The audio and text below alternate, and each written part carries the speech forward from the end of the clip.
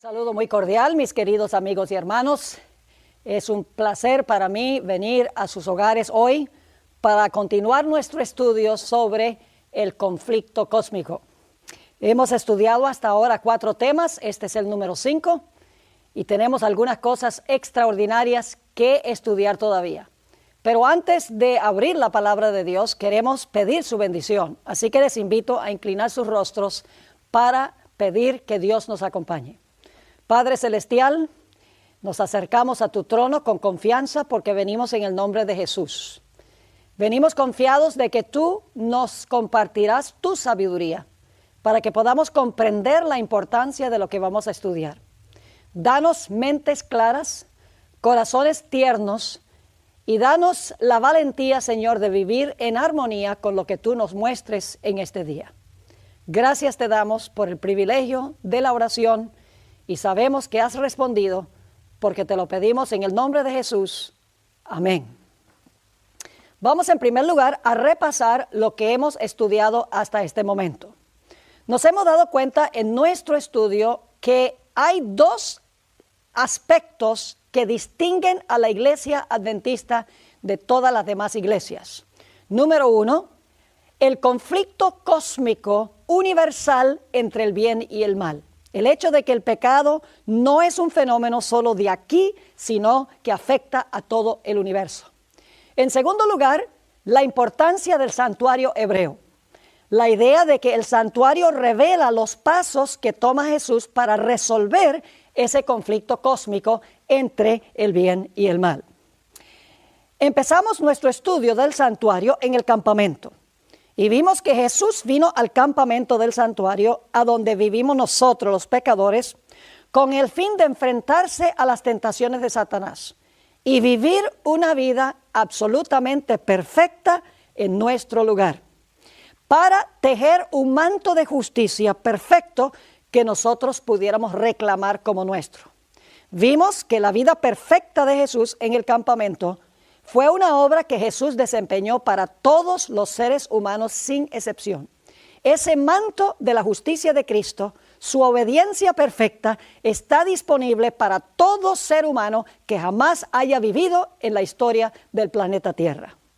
Luego nos dimos cuenta que el Señor Jesucristo se movió al altar del sacrificio. Y allí los pecados de la raza humana fueron colocados sobre Jesús.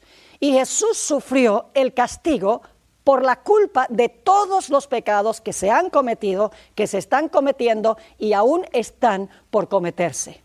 Es decir, Jesús no solo vivió en nuestro lugar, sino que Jesús murió en nuestro lugar. Según la Biblia, Jesús murió por todos los pecados y por todos los pecadores sin excepción. Hemos visto entonces que la obra de Cristo en el campamento y la obra en el altar del sacrificio es una obra corpórea, es decir, fue una obra que desempeñó Jesús en favor de todos los seres humanos sin excepción. No fue una obra individual, fue una obra que cubre a todos los seres humanos. Ahora, volviendo al santuario, Jesús vivió su vida perfecta en el campamento, luego el Señor Jesucristo murió en el altar del sacrificio, por así decirlo, que representa la cruz. Y entonces estudiamos en nuestro último tema en cuanto a la fuente o el lavacro.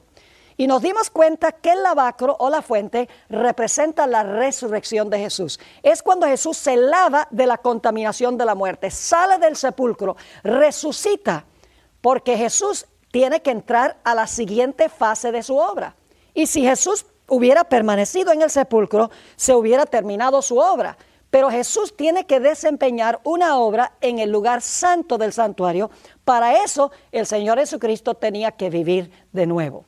Así que el Señor Jesucristo en el atrio murió y luego en la fuente resucitó para que entonces Jesús, estando vivo, pueda desempeñar la siguiente obra en el santuario. Paso a paso Jesús está resolviendo los problemas que presentan este conflicto cósmico, porque Satanás ha acusado a Dios. Ha acusado a Dios de hacer acepción de personas, ha dicho que Dios es demasiado justo para perdonar y si perdona entonces no es justo. Ha lanzado una serie de acusaciones en contra de Dios. Hemos visto ya en nuestros primeros temas que cuando Jesús vivió su vida perfecta en el campamento y el Señor Jesucristo murió en el altar del sacrificio, muchas de esas acusaciones de Satanás fueron contestadas por Dios. Ahora, hoy el tema se titula Abogado tenemos. Vamos a hablar de la siguiente obra de Jesús en el santuario. Su siguiente obra se desempeña en el primer apartamento del santuario hebreo. Se conoce como el lugar santo del santuario. Ahora, quiero comenzar nuestro estudio sobre la obra de Cristo en el lugar santo formulando una pregunta muy importante. Esta es la pregunta. ¿Perdonó Jesús todos los pecados de los pecadores cuando Jesús murió en la cruz? Saben, yo hago esta pregunta en muchos lugares donde yo visito, tanto iglesias adventistas como reuniones no adventistas.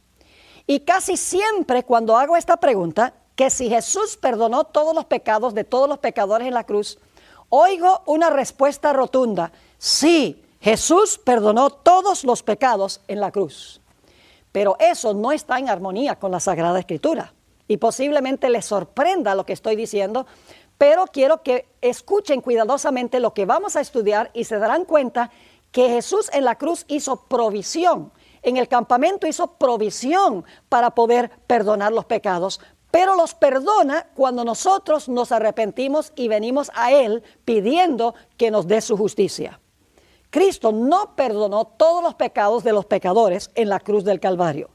Lo que hizo Jesús fue depositar suficiente capital, por así decirlo, en el banco celestial para que cada uno pueda reclamar ese capital personalmente y de esta manera cancelar su deuda. Cuando yo me arrepiento y confieso mi pecado y confío en Jesús como mi Salvador personal, el Señor Jesucristo, vamos a encontrar, toma su vida y su muerte y me los pone a mi cuenta. Y yo soy acepto ante el Padre en el amado. El Padre ahora mira la vida de Jesús, no la mía. Mira la muerte de Jesús para que yo no tenga que morir. Es decir, soy acepto en el amado. Estoy sentado en lugares celestiales con el Señor Jesucristo. Es decir, que la obra que hizo Cristo en el campamento y en el atrio es para todos los seres humanos. Pero en el lugar santo, nosotros reclamamos lo que Jesús hizo personalmente para que nos beneficie a nosotros. Todos conocemos probablemente el versículo más famoso de la Biblia.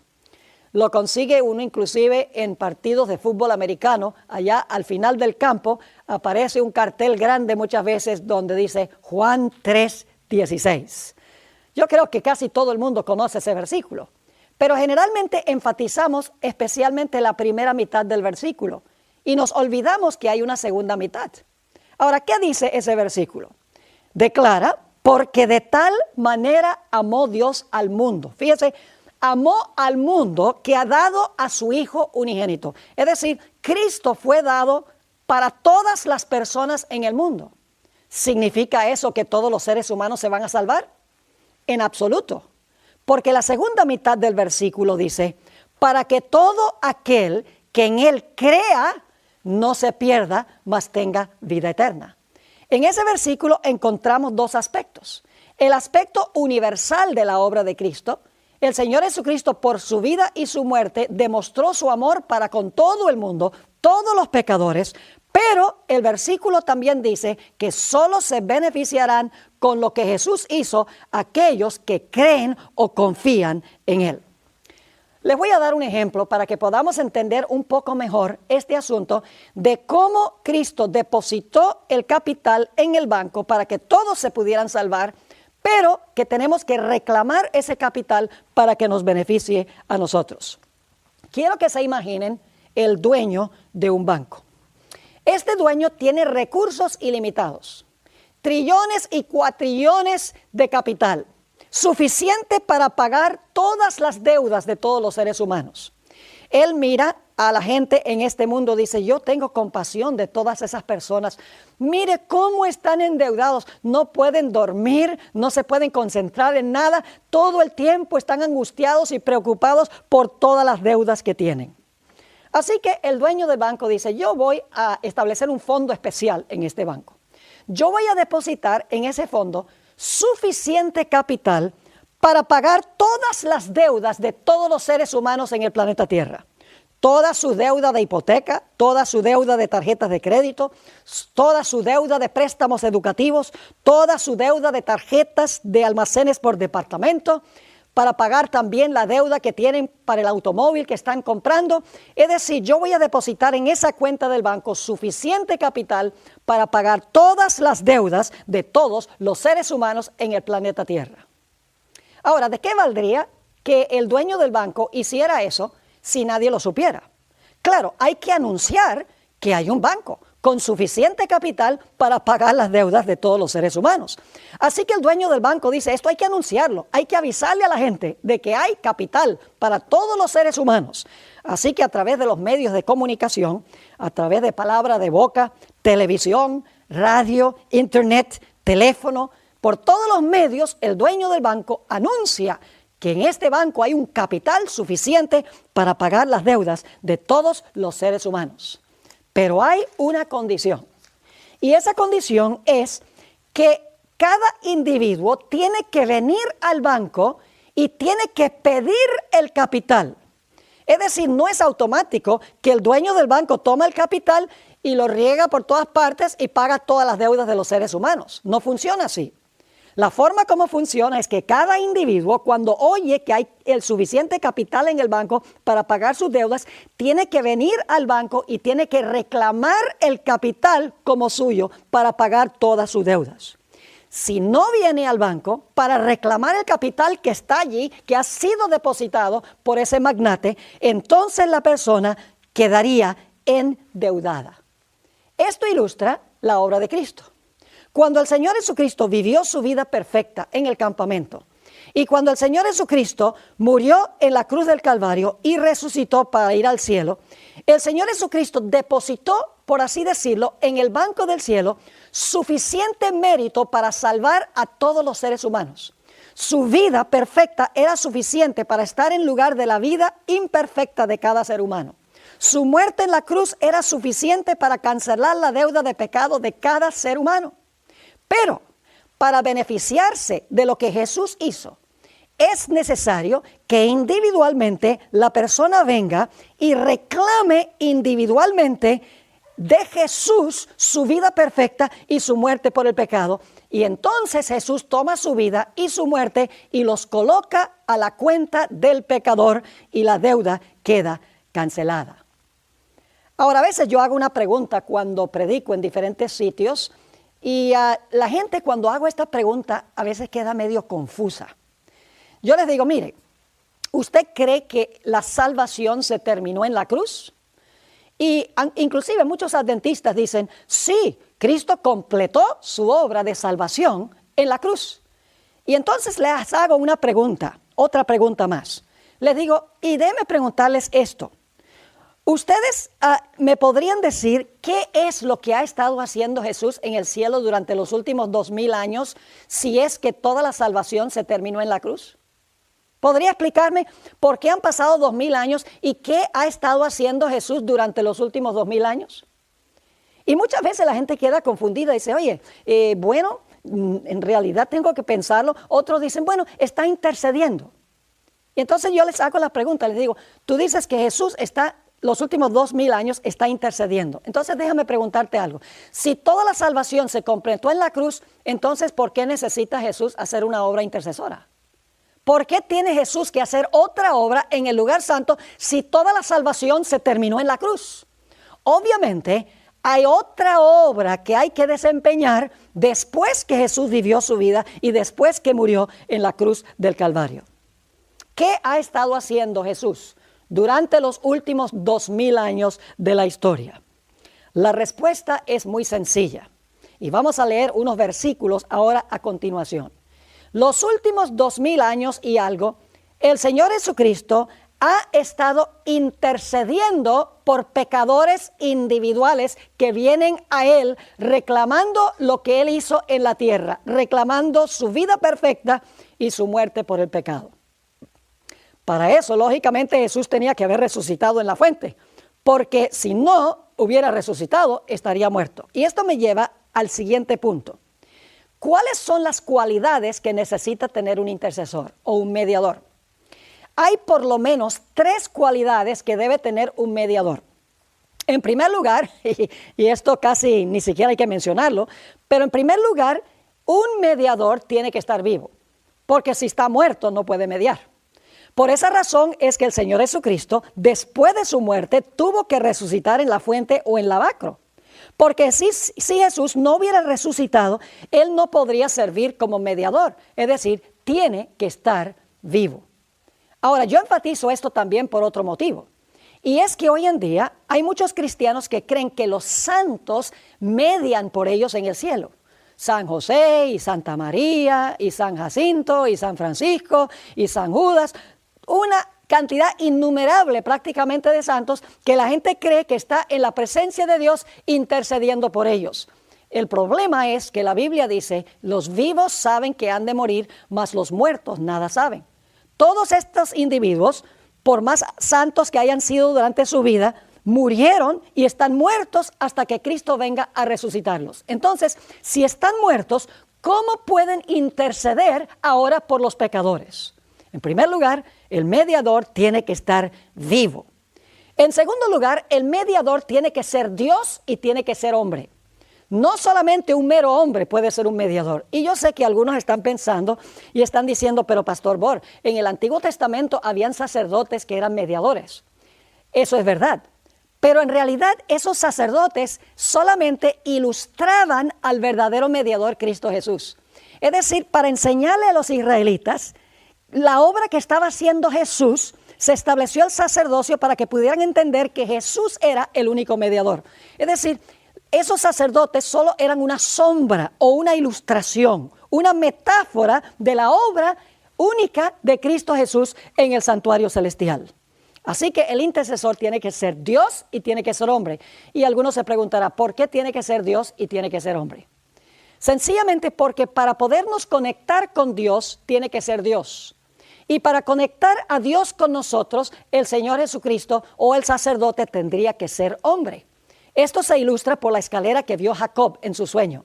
Vio una escalera que alcanzaba hasta el más alto cielo. Y dice que la escalera estaba firmemente plantada en la tierra. Y dice allí que ángeles ascendían y descendían sobre la escalera. Jesús explicó qué representaba esa escalera. En Juan 1:51 Jesús dijo que el cielo iba a ser abierto y se iba a ver a los ángeles ascendiendo y descendiendo sobre el Hijo del Hombre. Es decir, la escalera representa a Cristo Jesús. Está plantado en la tierra porque es hombre y alcanza hasta el alto cielo porque es Dios. Solo uno que es hombre y que es Dios puede conectar el cielo con la tierra. Esto también descartaría a cualquier sacerdote humano, porque un sacerdote es meramente humano, no es Dios.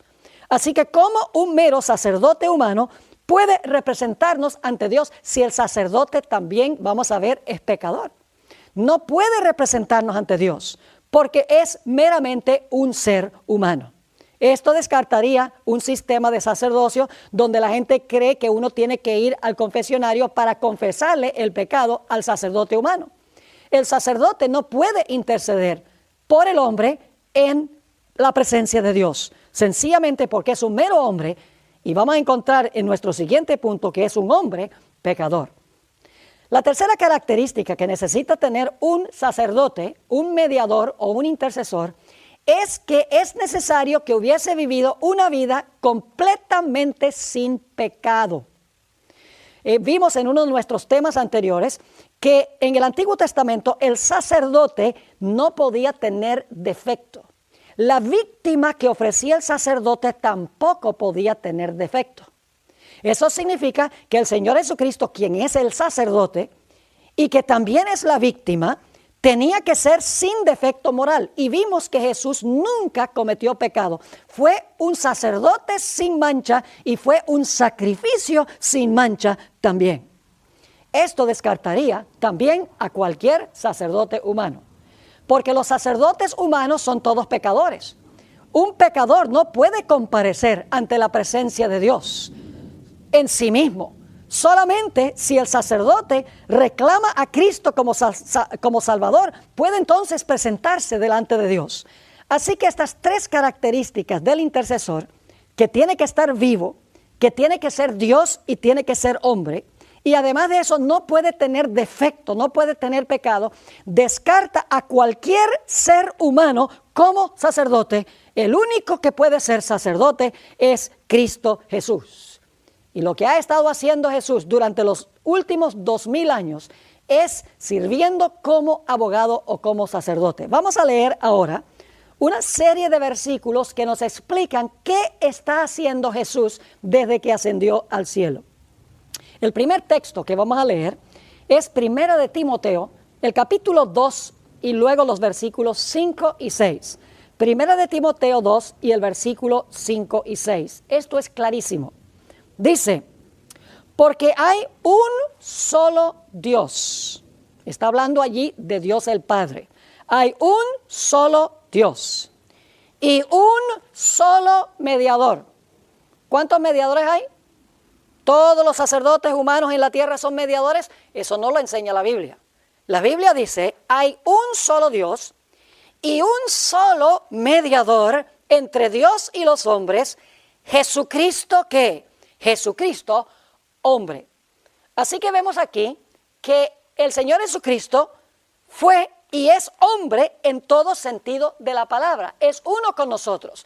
Pero la Biblia también dice que Jesucristo es Dios. Así que el Señor Jesucristo, según este texto, es el mediador porque es hombre con nosotros. Si hubiera quedado en el cielo como Dios, tendría solo la mitad de las características que se necesitan para un intercesor. Estaría bien con Dios, pero no estaría conectado con el hombre. Así que Jesús es hombre en todo sentido. Eso lo califica para ser mediador entre Dios y los hombres. El siguiente texto que quiero leer se encuentra en el libro de Hebreos, el capítulo 7 y el versículo 25. Hebreos, el capítulo 7 y el versículo 25.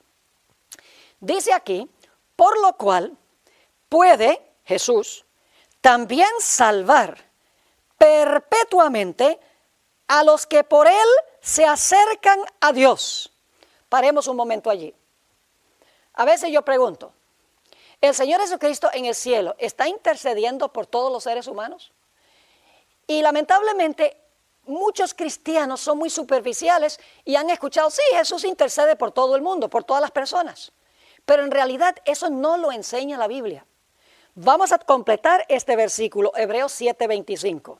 Por lo cual puede también salvar perpetuamente, ahora escuchen bien, a los que por él se acercan a Dios. ¿Por quiénes intercede Jesús? Por aquellos que se acercan a Dios por medio de Jesús. Y luego termina el versículo diciendo, viviendo siempre para interceder por ellos. ¿A qué se refiere eso? Por ellos. Por los que por él se acercan a Dios. Y hay ciertas condiciones que cumplen aquellos que se acercan a Dios por medio de Jesús. Y hablaremos en unos momentos de esas condiciones. Ahora ustedes notan en este versículo que dice viviendo siempre. Esa característica la vimos como una de las características para un mediador, tiene que estar vivo. Y Jesús está vivo porque resucitó. El tercer texto que quiero leer en cuanto al intercesor se encuentra en 1 de Juan, el capítulo 2 y el versículo 1. Fíjense que nos dimos cuenta en 1 de Timoteo 2 y el versículo 5 que Jesús es el único mediador porque es hombre y Juan 1 dice que también es Dios. Luego nos dimos cuenta en Hebreos 7:25 que el Señor Jesucristo puede interceder porque está vivo, vive siempre para interceder por los que se allegan a Dios por medio de él. Ahora vamos a encontrar la tercera característica de un intercesor. 1 de Juan 2 y el versículo 1.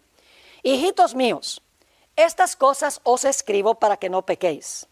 Y si alguno hubiere pecado, abogado tenemos para con el Padre, y luego que dice, a Jesucristo el justo. ¿Qué clase de intercesor es Jesús? Un intercesor justo, porque Él nunca pecó, porque Él vivió una vida santa, no tenía defecto, por eso puede interceder.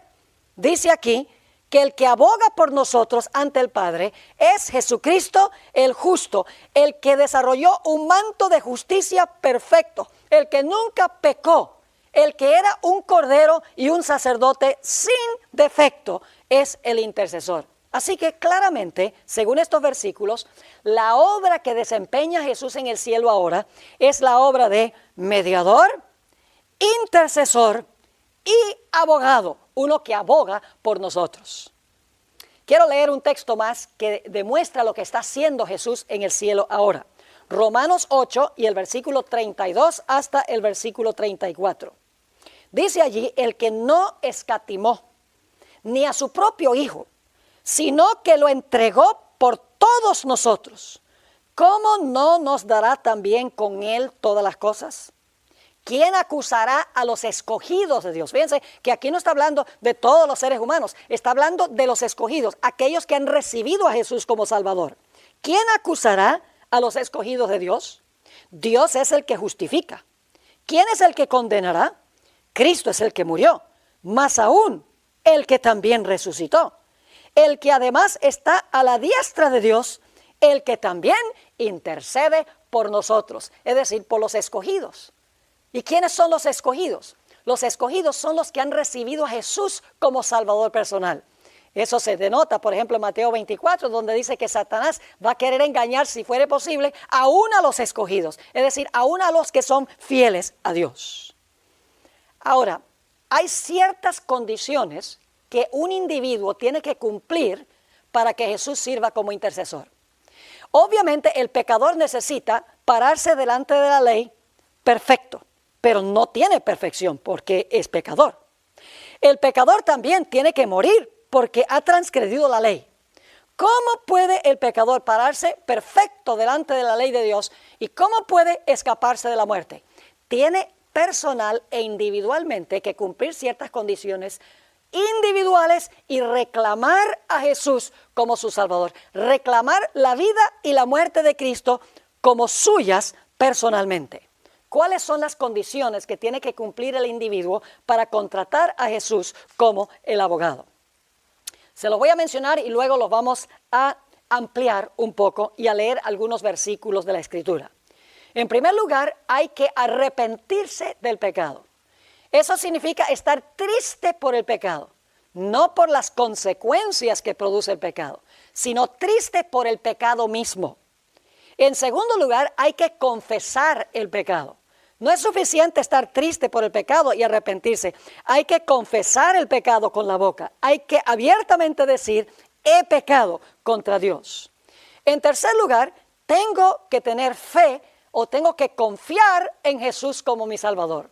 Tengo, en otras palabras, que venir a Él y decir, Señor Jesús, yo confío que tú viviste una vida perfecta. Yo confío que tú moriste por el pecado. Y yo confío, como yo estoy triste por el pecado y confieso mi pecado y me aborrezco por mi pecado, yo confío que tú vas a tomar tu vida, tú vas a tomar tu muerte y me los vas a poner a mi cuenta. Vas a sacar el capital del banco y me los vas a aplicar individualmente a mi deuda. En cuarto lugar, y vamos a ampliar este punto, el que se acerca a Dios por medio de Jesús tiene que pasar por el bautismo. Vamos a tomar algunos ejemplos bíblicos de estos pasos. Tal vez una de las historias más claras que ilustran estos pasos se encuentran en la historia del hijo pródigo. El hijo pródigo, como ustedes saben, se fue de su casa, deshonró a su padre, dijo, dame mi parte de la herencia, me voy. Y por allá se fue y malgastó toda la herencia que le había dado su padre. Finalmente llegó a una condición donde había perdido todos los bienes que le había dado el padre. Los amigos se le habían ido y terminó trabajando en medio de los puercos, compitiendo por la comida con los puercos. Y él era judío y a los judíos se les prohibía inclusive tocar el cuerpo muerto de un puerco.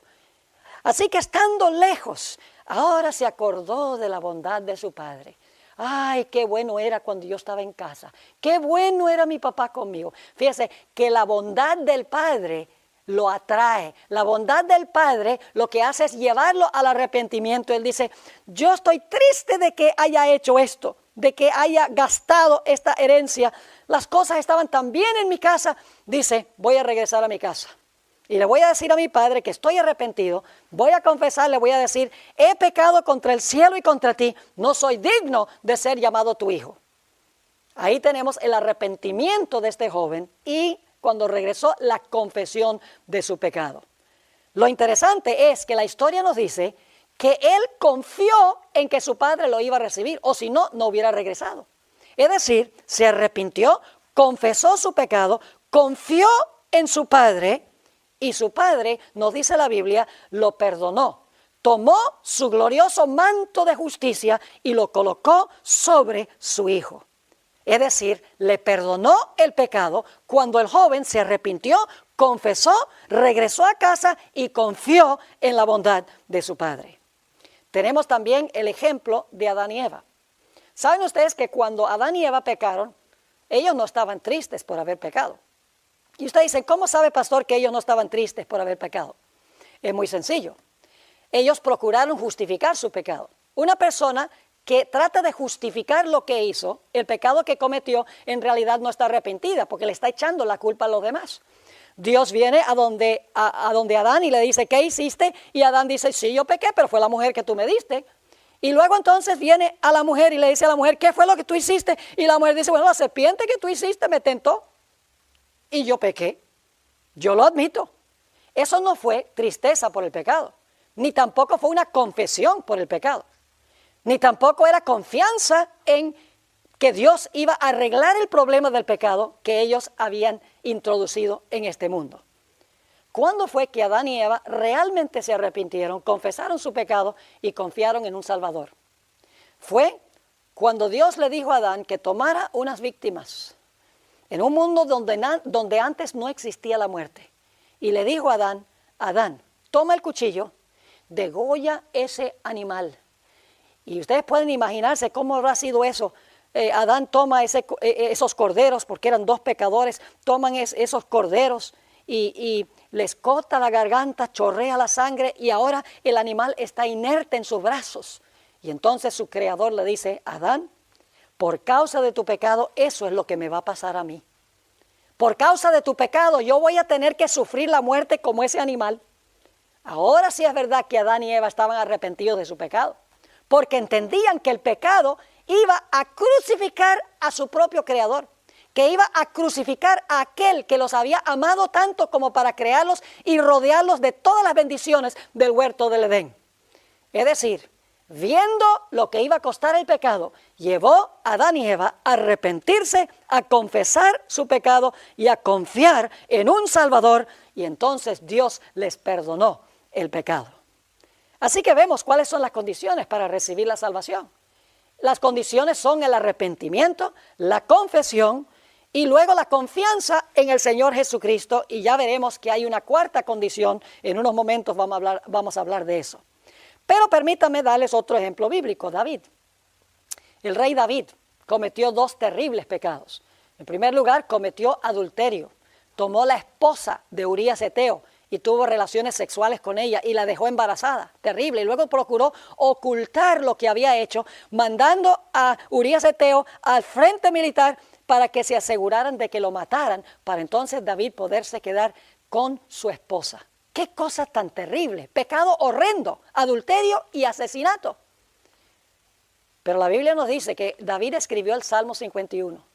Es el salmo de su penitencia.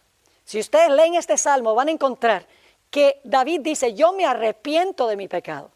Y dice, yo confieso mi pecado delante de ti. Y dice, ten misericordia de mí, Señor. Es decir, está viniendo a Dios diciendo, yo reconozco que pequé, yo lo confieso sin excusas y confío en tu misericordia, Señor. Y la Biblia nos dice que Dios perdonó estos terribles pecados de David.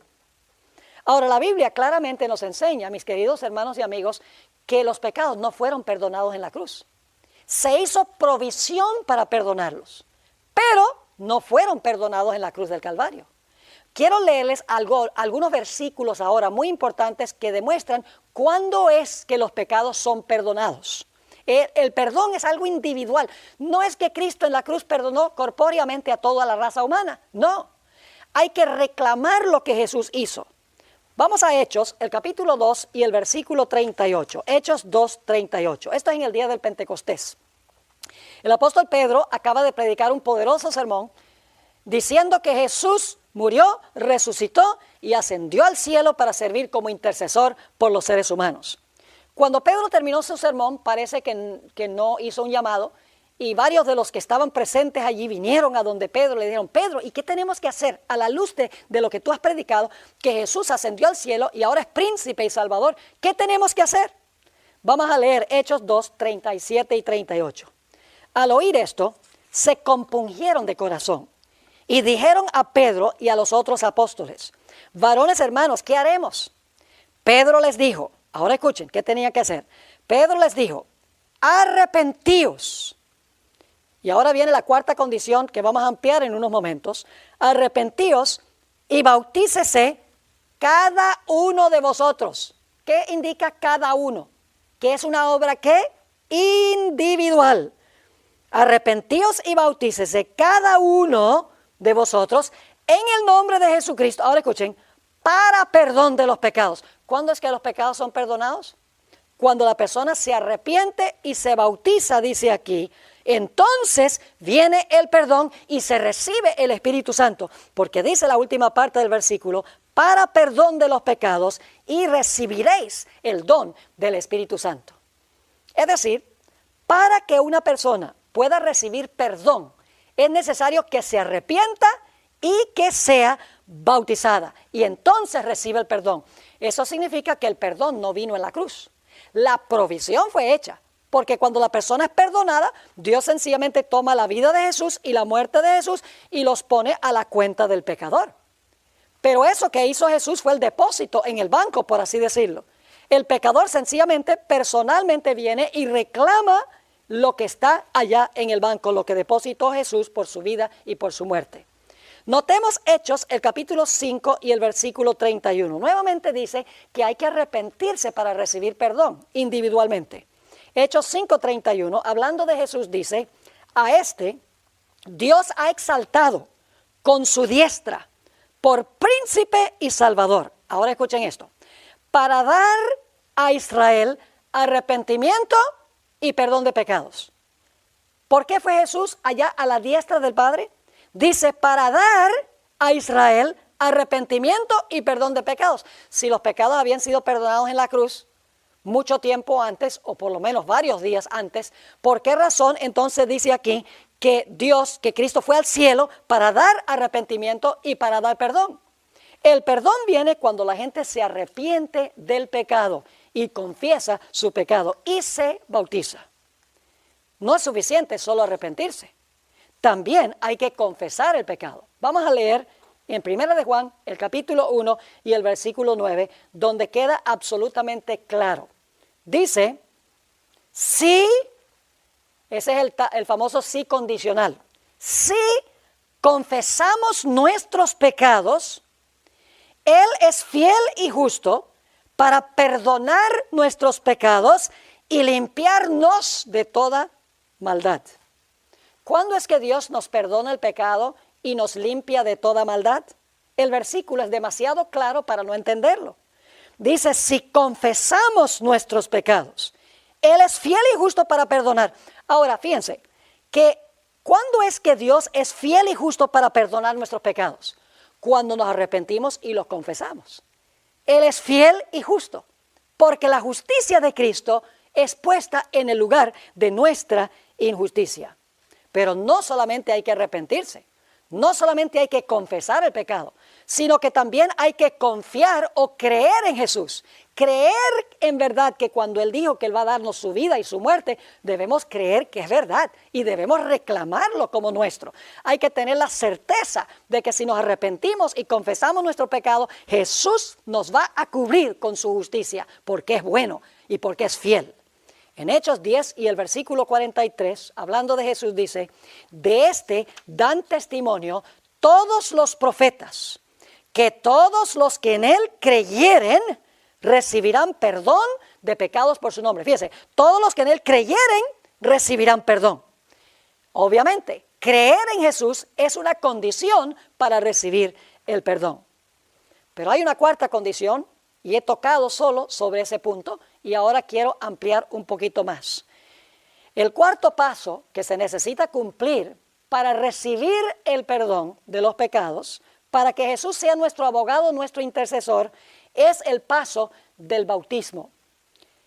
Notamos en Hechos 2:38 que decía, arrepentíos y bautícese cada uno de vosotros en el nombre de Jesucristo para perdón de los pecados.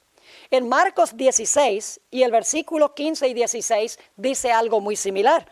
Dice, el que creyere y fuere bautizado será salvo, mas el que no creyere será condenado. El que creyere y fuere, ¿qué cosa? El que creyere y fuere bautizado. Ahora, ¿por qué es tan importante el bautismo en el asunto de recibir el perdón de los pecados? El bautismo es algo mucho más profundo que lo que la gente se imagina. La gente sencillamente mira a veces el bautismo como una ceremonia, como un rito de la iglesia.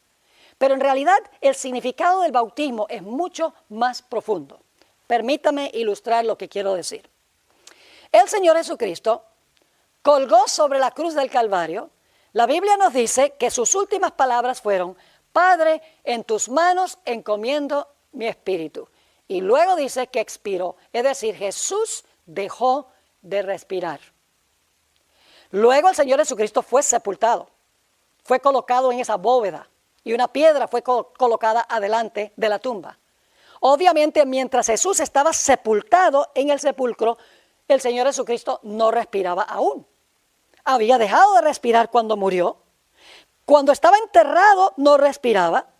Pero la Biblia nos dice que muy temprano, el primer día de la semana, el Señor Jesucristo volvió a respirar. Su espíritu regresó. Le había dicho al Padre, en tus manos encomiendo mi espíritu. Ahora Jesús volvió otra vez a respirar.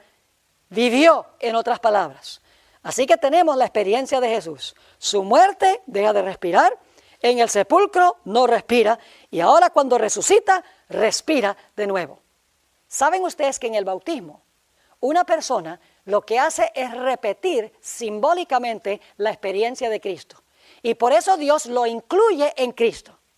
¿Cómo es el asunto del bautismo? Permítame explicar que el bautismo no es por aspersión. El bautismo no puede ser de infantes. Y ustedes dicen, pero pastor, ¿por qué no podemos bautizar infantes? ¿Por qué razón es que el bautismo no puede ser por aspersión? Bueno, lo voy a explicar primero por qué no puede ser de infantes. Según lo que hemos estudiado, para que una persona reciba perdón por el pecado, la persona tiene que arrepentirse, tiene que confesar su pecado y confiar en Jesús como Salvador. Un bebé no puede cumplir ninguna de esas condiciones. Así que si no cumple las condiciones, no se puede bautizar a un bebé. Tiene que cumplir con esas condiciones. Ahora, ¿por qué no puede ser el bautismo por aspersión? Un poquito de agua en la cabeza. Les voy a explicar por qué razón. Porque el bautismo es una incorporación a Jesús, de tal manera que Dios ahora me va a incluir en Jesús. Y Dios no me va a mirar a mí, sino que va a mirar es a Jesús. Les explico. Posiblemente algunos de los que ven este programa no han presenciado un bautismo bíblico. Les voy a explicar cómo es un bautismo bíblico, cómo fue bautizado Jesús. El pastor está en el tanque, el candidato está delante del pastor, hay un tanque de agua, y el pastor está de perfil el candidato, y el pastor levanta la mano y dice, yo te bautizo en el nombre del Padre, del Hijo y del Espíritu Santo. Amén. Y entonces yo pregunto, ¿qué es lo último que hace esa persona antes de que el pastor lo coloque debajo del agua? Lo último que hace es dejar de respirar. Y debo decir, más le vale dejar de respirar. Deja de respirar. Como cuando Cristo murió en la cruz, dejó de respirar. ¿Qué hace esa persona mientras está sepultada debajo del agua? No respira, como Jesús no respiraba cuando estaba en el sepulcro. ¿Y qué es lo primero que hace el candidato cuando sale del agua? Respira de nuevo, como Cristo respiró de nuevo cuando el Padre le devolvió el Espíritu que Jesús había encomendado en manos de su Padre. En el bautismo, mis queridos amigos, nosotros estamos pasando en miniatura por la experiencia de Jesús. Estamos dejando de respirar, muriendo, estamos sepultando el pecado y estamos resucitando a novedad de vida. Y como estamos pasando en miniatura por la experiencia de Jesús, Dios nos incluye en Jesús. Es decir, ya Dios no me mira a mí, sino que Dios mira a Cristo, mi representante. Eso es lo que significa la Biblia cuando dice que estamos en Cristo. Ya yo no tengo que comparecer ante el Padre y decir, aquí estoy yo, y el Padre va a decir, bueno, ¿y tú qué derecho tienes de venir acá como pecador? No, ya ahora Jesús es mi abogado, mi intercesor, mi mediador, y Él comparece ante el Padre y dice, Padre, tengo un nuevo hermano, tengo una nueva hermana. Y el Padre dice, ¿verdad? Sí, mi hermano es Juan. Y el Padre dijo, oh, Juan, ¿es tu hermano? Pues si Juan es tu hermano, entonces es hijo mío también. Eso es lo que quiso decir Jesús cuando declaró, yo soy el camino, la verdad y la vida. Nadie viene al Padre sino por mí. Cuando yo me bautizo, cuando una persona se bautiza, esa persona pasa por la experiencia de Jesús, queda incluida en Cristo, y si esa persona llegase a morir estando en Cristo, no tiene nada de qué preocuparse. Porque la Biblia nos dice en 1 de Tesalonicenses, el capítulo 4, que el mismo Señor descenderá del cielo con aclamación, con voz de arcángel y con trompeta de Dios, y los muertos en Cristo resucitarán primero. Porque esa persona espiritualmente murió, fue sepultado y resucitó de los muertos. En el bautismo está en Cristo. Si llegase a morir físicamente, el Señor Jesucristo va a venir a resucitarlo porque está en Cristo. ¡Qué glorioso mensaje tiene el bautismo! Es el momento cuando oficialmente el Señor Jesucristo toma su vida y su muerte y nos lo pone a nuestra cuenta. ¡Qué glorioso es el bautismo! Ahora, nuestro tiempo se está terminando. Quiero leerles una cita que encontramos en el libro Primeros Escritos, página 259 y 260, sobre la relación entre la obra que desempeñó Cristo en la tierra y la obra que fue a hacer en el cielo. Dice así: el desgarramiento del velo en el templo. Ustedes recuerdan que se rompió o se rajó ese velo de arriba abajo, fue sobrenatural. El desgarramiento del velo en el templo demostró que los sacrificios y los ritos judaicos no serían ya recibidos. El gran sacrificio, ahora escuchen bien, había sido ofrecido y aceptado. Jesús murió en la cruz y cuando ascendió al cielo se compareció ante el Padre y el Padre le dijo, tu sacrificio es acepto para poder interceder por los que se allegan a mí a través de ti. Así que dice, el gran sacrificio había sido ofrecido y aceptado. Y el Espíritu Santo que descendió en el día del Pentecostés dirigió la atención de los discípulos desde el santuario terrenal al celestial, a donde Jesús había entrado. Ahora fíjense a dónde fue Jesús. A donde Jesús había entrado con su propia sangre, ahora escuchen, para derramar sobre los discípulos los beneficios de su expiación. ¿A qué fue Jesús al cielo? A derramar sobre sus seguidores los beneficios de su obra terrenal, los beneficios de su expiación. Pero hay que reclamarlos individualmente. Ahora, la cita sigue describiendo a los judíos. Pero los judíos fueron dejados en tinieblas totales. Perdieron toda la luz que pudieran haber tenido acerca del plan de salvación. Y siguieron confiando en sus sacrificios y ofrendas inútiles. El santuario celestial había reemplazado al terrenal, pero ellos no tenían noción del cambio, porque no habían seguido a Jesús, no habían seguido la obra, no le habían seguido la obra en el campamento, no le habían seguido la obra en la cruz, más bien participaron en su crucifixión y por lo tanto no lo pudieron seguir a su siguiente obra en el santuario. Sigue diciendo, el santuario celestial había reemplazado al terrenal, pero ellos no tenían noción del cambio. Por lo tanto, no podían recibir los beneficios de la mediación de Cristo en el lugar santo. ¿Qué no podían recibir? Los beneficios de la mediación de Cristo, porque no se iban a llegar a Cristo porque no creían en Él. Mis queridos amigos, el Señor Jesucristo se fue al cielo para interceder por los pecadores, por individuos que se allegan a Él, a través del arrepentimiento, a través de la confesión y a través de la confianza en Cristo Jesús como Salvador y a través de la ceremonia bautismal. Ahora vamos a introducir nuestro siguiente tema, porque vamos a hablar de la obra de Cristo en el lugar santísimo del santuario. Cuando los pecados entran al santuario celestial por medio de la sangre de Cristo, el resultado es que el santuario celestial queda contaminado. Ahora, el pecador queda limpio, queda perdonado, porque la Biblia dice que si confesamos los pecados, Él nos perdona. Es decir, el problema ya no lo tiene el pecador. El problema es que el pecado ha sido introducido a través de Cristo el mediador al santuario y como resultado el santuario queda contaminado por todos los pecados que entran al santuario a través del mediador o del intercesor. Esto hace necesario que en algún momento el santuario celestial sea purificado. Y alguno dirá, pastor, ¿hay algo en el cielo que contamina? ¿Cómo puede ser? Bueno, Lucifer estuvo en el cielo y contaminó el cielo con el pecado. El Señor Jesucristo era justo y perfecto y santo y sin embargo el pecado fue colocado sobre Él. Así que el santuario celestial, vamos a encontrar en nuestro siguiente estudio, queda contaminado por los pecados que introduce allá el intercesor cuando nos los perdona a nosotros. Y como resultado, necesita el santuario ser purificado de todos esos pecados que han entrado allá durante el curso de la historia de este mundo. En la Biblia nos describe el evento que se realiza, el juicio que se realiza para desempeñar esa obra de la purificación del santuario. Es la siguiente obra que desempeña Jesús cuando se mueve del lugar santo al lugar santísimo.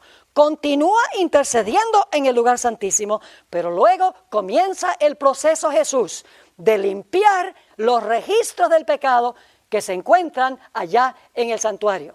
No se pierdan el próximo episodio donde hablaremos de la purificación del santuario. Saludo muy cordial, mis queridos amigos y hermanos. Es un placer para mí venir a sus hogares hoy para continuar nuestro estudio sobre el conflicto cósmico.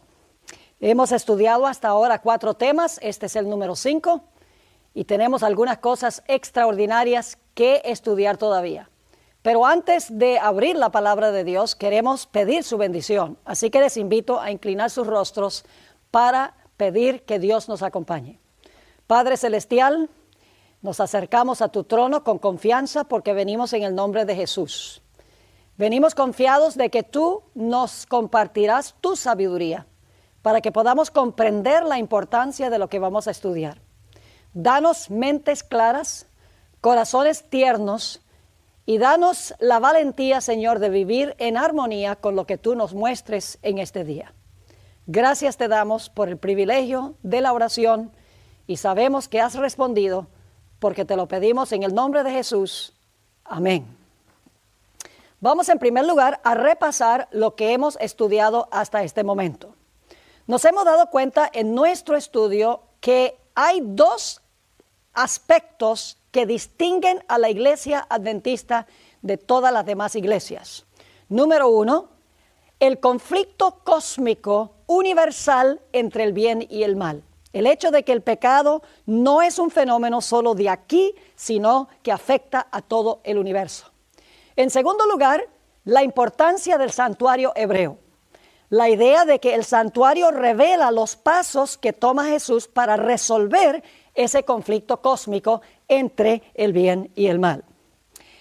Empezamos nuestro estudio del santuario en el campamento y vimos que Jesús vino al campamento del santuario a donde vivimos nosotros los pecadores con el fin de enfrentarse a las tentaciones de Satanás y vivir una vida absolutamente perfecta en nuestro lugar, para tejer un manto de justicia perfecto que nosotros pudiéramos reclamar como nuestro. Vimos que la vida perfecta de Jesús en el campamento fue una obra que Jesús desempeñó para todos los seres humanos sin excepción. Ese manto de la justicia de Cristo, su obediencia perfecta, está disponible para todo ser humano que jamás haya vivido en la historia del planeta Tierra. Luego nos dimos cuenta que el Señor Jesucristo se movió al altar del sacrificio. Y allí los pecados de la raza humana fueron colocados sobre Jesús. Y Jesús sufrió el castigo por la culpa de todos los pecados que se han cometido, que se están cometiendo y aún están por cometerse. Es decir, Jesús no solo vivió en nuestro lugar, sino que Jesús murió en nuestro lugar. Según la Biblia, Jesús murió por todos los pecados y por todos los pecadores sin excepción. Hemos visto entonces que la obra de Cristo en el campamento y la obra en el altar del sacrificio es una obra corpórea, es decir, fue una obra que desempeñó.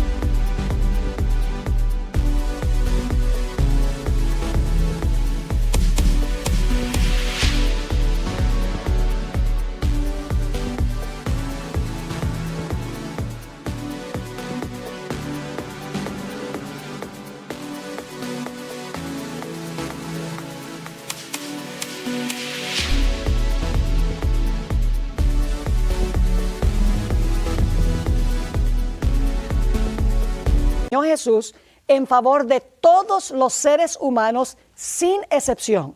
No fue una obra individual, fue una obra que cubre a todos los seres humanos.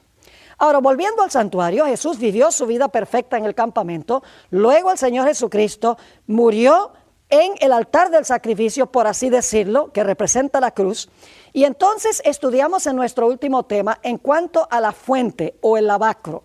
Y nos dimos cuenta que el lavacro o la fuente representa la resurrección de Jesús. Es cuando Jesús se lava de la contaminación de la muerte, sale del sepulcro, resucita, porque Jesús tiene que entrar a la siguiente fase de su obra. Y si Jesús hubiera permanecido en el sepulcro, se hubiera terminado su obra. Pero Jesús tiene que desempeñar una obra en el lugar santo del santuario. Para eso el Señor Jesucristo tenía que vivir de nuevo. Así que el Señor Jesucristo en el atrio murió y luego en la fuente resucitó para que entonces Jesús, estando vivo, pueda desempeñar la siguiente obra en el santuario. Paso a paso, Jesús está resolviendo los problemas que presentan este conflicto cósmico, porque Satanás ha acusado a Dios. Ha acusado a Dios de hacer acepción de personas, ha dicho que Dios es demasiado justo para perdonar y si perdona entonces no es justo. Ha lanzado una serie de acusaciones en contra de Dios. Hemos visto ya en nuestros primeros temas que cuando Jesús vivió su vida perfecta en el campamento y el Señor Jesucristo murió en el altar del sacrificio, muchas de esas acusaciones de Satanás fueron contestadas por Dios. Ahora, hoy el tema se titula Abogado tenemos. Vamos a hablar de la siguiente obra de Jesús en el santuario. Su siguiente obra se desempeña en el primer apartamento del santuario hebreo. Se conoce como el lugar santo del santuario. Ahora, quiero comenzar nuestro estudio sobre la obra de Cristo en el lugar santo formulando una pregunta muy importante. Esta es la pregunta. ¿Perdonó Jesús todos? The world was golden, pure and bright. In your eyes, I found my light. Every laugh we shared, so sweet. In my dreams, our hearts still meet. Autumn memories in the air. With every breath, I feel you there. The colors of our love so true. In every shade, I see you. Autumn memories, a timeless blend. In the season where our hearts ascend. As the days grow short and nights grow long, in my heart you are the song. A melody that never fades away. In the autumn where love will stay.